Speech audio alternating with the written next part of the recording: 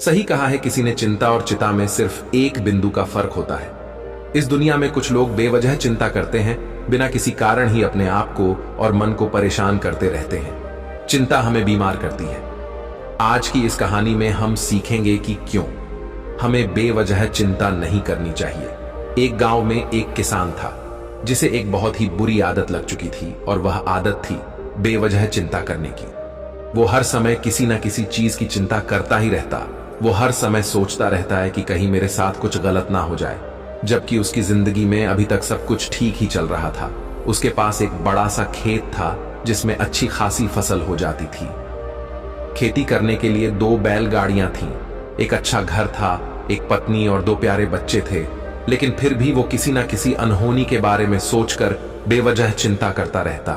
कभी सोचता कि अगर मेरी फसल में कीड़े लग गई तो क्या होगा, अगर आवारा पशुओं ने फसल को बर्बाद कर दिया तो क्या होगा, अगर सूखा पड़ गया या अत्यधिक बारिश हो गई तो मेरी फसल खराब हो जाएगी। ऐसे ही वो भविष्य की अन्य बातों के बारे में सोचकर बेवजह चिंता में डूब रहा था, जैसे कि कहीं खेती के समय मेरे बैल बीमार ना पड़ जाए, मेरे बच्चों का भविष्य कैसा होगा, कहीं बुढ़ापे में मुझे कोई बड़ी बीमारी ना हो जाए, मेरे बच्चे बुढ़ापे में मेरा ख्याल रखेंगे भी या नहीं, वगैरह वगैरह। अपनी इस लगातार बेमतलब चिंता करने की आदत की वजह से वो आसान और परेशानी नहीं लगता था, और अब उसका किसी भी काम में मन भी नहीं लगता था। उसकी पत्नी ने भी इस बात को अनुभव किया कि उसे बिना मतलब चिंता करने की आदत पड़ चुकी है। उसने उसे कई बार समझाने की कोशिश भी की, तुम बेवजह चिंता करना छोड़ दो, लेकिन उसके समझाने का कोई मतलब नहीं रहा। उसे पता चला कि नगर में एक महात्मा आए हैं जिनके पास सारी समस्याओं का हल है। फिर एक दिन वो उसे लेकर एक बौद्ध भिक्षु के आश्रम में पहुंची। बौद्ध भिक्षु बहुत ही बुद्धिमान और ज्ञानी व्यक्ति थे। किसान और उसकी पत्नी अपनी सारी समस्या बौद्ध भिक्षुओं के समक्ष रख दी। किसान ने कहा, महात्मा, मैं हर समय किसी न किसी बात की चिंता करता रहता हूं। मैं ज्यादातर उन बुरी चीजों के बारे में और फिर कभी अपना हाथ अपने सिर पर रखते तो कभी जमीन पर। वो बहुत ही चिंतित और बेचैन चकर चिंतित होता रहता हूं, जो अभी तक मेरे साथ हुई भी नहीं। किसान की समस्या को पूरे ध्यान से सुनने के बाद बौद्ध भिक्षु ने कहा, ठीक है, तुम दोनों कल सुबह आना और फिर मैं तुम्हें तुम्हारी समस्या का समाधान बता दूंगा। अगली सुबह जब किसान और उसकी पत्नी बौद्ध भिक्षु के आश्रम में पहुंचते हैं तो देखते हैं कि बौद्ध भिक्षु बहुत ही चिंतित अवस्था में जमीन पर पालथी मारकर बैठे हुए हैं और उनके सामने एक दूध से भरा गिलास रखा हुआ है। बौद्ध भिक्षु बार बार उस दूध के गिलास की तरफ देख रहे हैं और फिर कभी अपना हाथ अपने सिर पर रखते तो कभी जमीन पर वो बहुत ही चिंतित और बेचैन दिखाई पड़ते थे। ये देखकर किसान ने पूछा, महात्मा, आप इतने परेशान क्यों लग रहे हैं? आपके समक्ष दूध रखा है, आप इसे पी क्यों नहीं लेते? महात्मा बोले, मुझे चिंता हो रही है कि कहीं इस दूध को बिल्ली ना पी जाए या फिर मैं कहीं जाऊं, और तो क्या पता या दूध कहीं गिर जाए। मैं दूध को पीना तो चाहता हूं, लेकिन मेरा भी मन नहीं है। मैं तो यही सोच रहा हूं कि अगर ये दूध खराब हो गया या कोई गंदी चीज इस पे पहुंच गया तो फिर क्या होगा। इतना सुनकर किसान जोर जोर से हंसने लगा। किसान ने हंसते हुए कहा, महात्मा, इसमें इतनी चिंता करने वाली कौन सी बात है? ये दूध ही तो है। अगर इसे बिल्ली ने गिरा दिया, ये खराब हो गया या फिर किसी ने इसे पी लिया तो क्या हो गया?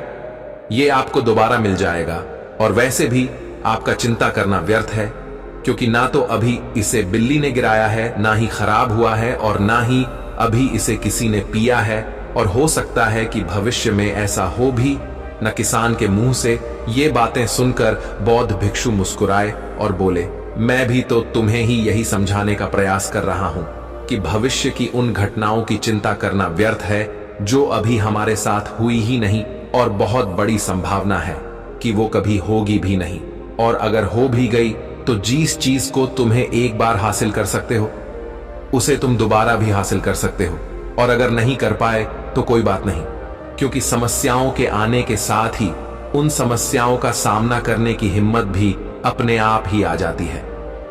ये बातें सुनने के बाद किसान को लगा जैसे किसी ने उसके गाल पर एक थप्पड़ मारकर उसे नींद से जगा दिया हो। उसे महसूस हुआ कि वो भी तो यही गलती कर रहा है। वो भी तो भविष्य की उन घटनाओं के बारे में सोचकर चिंतित हो रहा है जो अभी तक घाटी ही नहीं और शायद कभी घटेगी नहीं। वो और फिर बौद्ध भिक्षु के चरणों में गिर पड़ा और कहने लगा, इतनी आसान में मुझे मेरी गलती का एहसास करवाने के लिए आपका बहुत बहुत धन्यवाद, और मैं आज से पूरा प्रयास करूंगा, मैं बेवजह चिंता करना बंद कर दूंगा।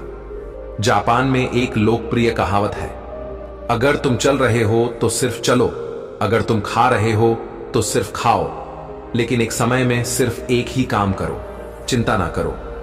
इस लोकप्रिय कहावत के अर्थ ने मुझे हैरान कर दिया था, और सच कहूं तो मुझे ऐसा लगता है कि कहावत के अर्थ में ही वो राज छुपा है जिससे अगर किसी ने अच्छे से समझ लिया और अपने जीवन में उतार लिया तो वो चिंता के बंधन से ही हमेशा हमेशा के लिए मुक्त हो जाएगा।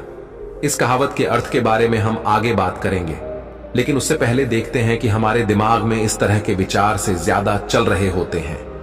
पहला, क्या मैंने ये काम सही से किया? दूसरा, क्या मैं इसे और बेहतर कर सकता था? तीसरा, इसका परिणाम क्या होगा? और चौथा, लोग मेरे और मेरे काम के बारे में क्या सोच रहे होंगे? ये ऐसे कुछ विचार है जो हमारे दिमाग की सिस्टम में ज्यादातर समय चलते रहते हैं, लेकिन हमें पता नहीं चलता क्योंकि हमने इन विचारों के साथ जीना सीख लिया है। और हमारा दिमाग काम भी ऐसे ही करता है कि अगर हमने इसे किसी काम को कई बार करवा लिया तो फिर ये उसे अपनी आदत बना लेता है और फिर हमारे चाहे बिना भी उस काम को करने का प्रयास करता है। शुरुआत में तो हम किसी भी काम को अपनी इच्छा से पूरे होशो हवास में करते हैं, लेकिन बाद में वो हमारी आदत बन जाता है और फिर हम बस बेहोशी की हालत में बिना सोचे समझे उस काम को करते चले जाते हैं। जब एक बच्चा छोटा होता है तब उसे पता नहीं होता कि चिंता क्या है, लेकिन जैसे ही वो बड़ा होता है माँ बाप कहना शुरू कर देते हैं, बेटे आपको होमवर्क करना है, आपको उसकी चिंता नहीं हो रही, आपके एग्जाम आने वाले हैं, आपको उसकी चिंता करनी चाहिए। और ऐसे ही ना जाने कितनी सारी चीजों के लिए बच्चों के आसपास के लोग उसे चिंता करने के लिए कहते हैं और वो छोटा बच्चा इस बात को मान लेता है। ये अच्छा, किसी भी काम को करने के लिए हमें उसकी चिंता करनी पड़ती है और फिर वो भी किसी काम की घटना के बारे में बार बार सोचने लगता है।